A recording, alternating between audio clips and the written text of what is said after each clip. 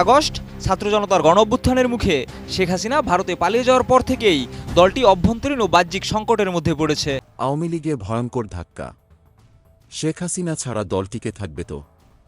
বাংলাদেশের রাজনীতিতে দুঃসাহসিক মোড়। ভয়ঙ্কর অনিশ্চয়তার মুখে আওয়ামী লীগ।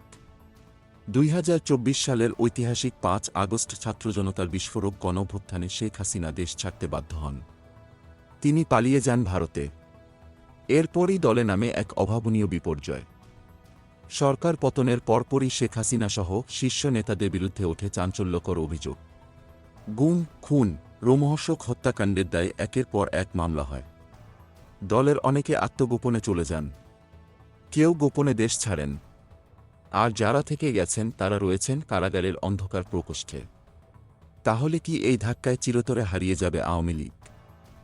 অভ্যুত্থানের পর দলটির বহু শীর্ষ নেতা গ্রেপ্তার হয়েছেন, কিন্তু তবুও দল পুরোপুরি গুড়িয়ে যায়নি। বরং ভেতরে ভেতরে চলছে চরম উত্তেজনাপূর্ণ পুনর্গঠনের চেষ্টা। কিন্তু সমস্যা একটাই, নেতৃত্ব সংকট। কে হবে দলের ভবিষ্যৎ কর্ণধার? শেখ হাসিনা কি আবার ফিরে আসবেন, নাকি এবার নেতৃত্ব বদলে যাবে?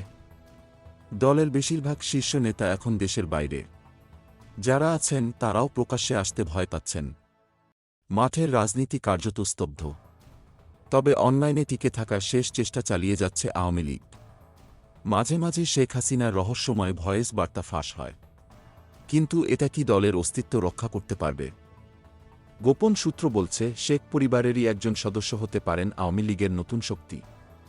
তাহলে কি শেখ হাসিনার বিদায়ের পরও দল থাকবে শেখ পরিবারের হাতেই, নাকি সামনে অপেক্ষা করছে এক নজিরবিহীন চমক?